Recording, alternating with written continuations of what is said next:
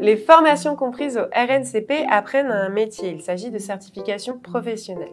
Votre projet doit donc permettre la qualification professionnelle visant à un métier à part entière.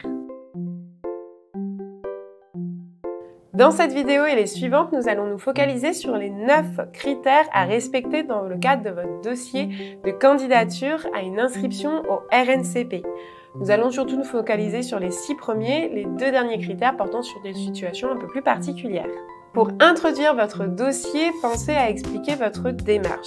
Il existe en effet un pré-critère ou critère 0, très souvent oublié par les organismes de formation et qui consiste à revenir à la base, c'est-à-dire à expliquer en quoi votre action de formation est bien une formation certifiante.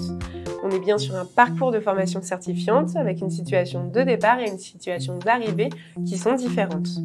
Nous vous conseillons également de vous attarder sur la pertinence de la création de votre projet de certification, de vous positionner comme un organisme de formation qui a la capacité de créer, de construire et de suivre un parcours certifiant, que vous allez pouvoir analyser facilement les besoins de vos différents apprenants pour y répondre et enfin que votre organisme de formation est viable économiquement. Vous pouvez venir expliquer en ce sens que vous êtes fait accompagner pour votre certification, justifier d'un co-dépôt ou encore vous positionner comme un certificateur qui fait faire vivre sa certification professionnelle avec un réseau autour de lui. Dans ce dernier exemple, il vous faudra également venir préciser les conditions dans lesquelles vous envisagez de développer des partenariats avec d'autres organismes de formation dans le futur. Une certification professionnelle n'est pas qu'un diplôme, mais une façon différente de voir la formation professionnelle dans son ensemble. Il va donc être extrêmement important de faire ressortir de votre dossier que vous avez bien compris cela. On va faire un petit point sur les 2 promotions que vous allez devoir justifier au RNCP, qui sont parfois aussi appelées cohortes. Il ne s'agit pas forcément des 2 dernières promotions que vous avez formées. Nous vous conseillons d'ailleurs d'en ajouter plus que 2, voire des plus anciennes, pour ajouter plus de poids à votre certification. Il est fortement déconseillé de filtrer les données que vous allez transmettre à France Compétences en précisant par exemple que la moitié de vos promotions.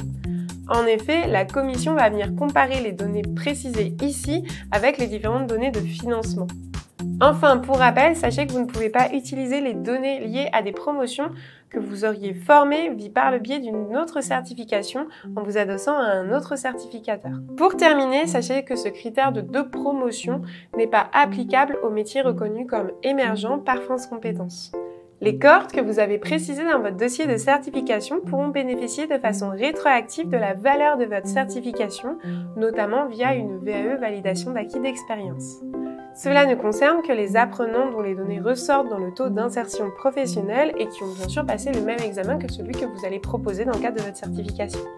Pour conclure, sachez qu'il vous est tout à fait possible de déposer un dossier de demande de certification au RNCP pour une certification professionnelle qui existerait déjà ou qui serait déjà enregistrée. Il n'y a pas de monopole en matière de certification professionnelle.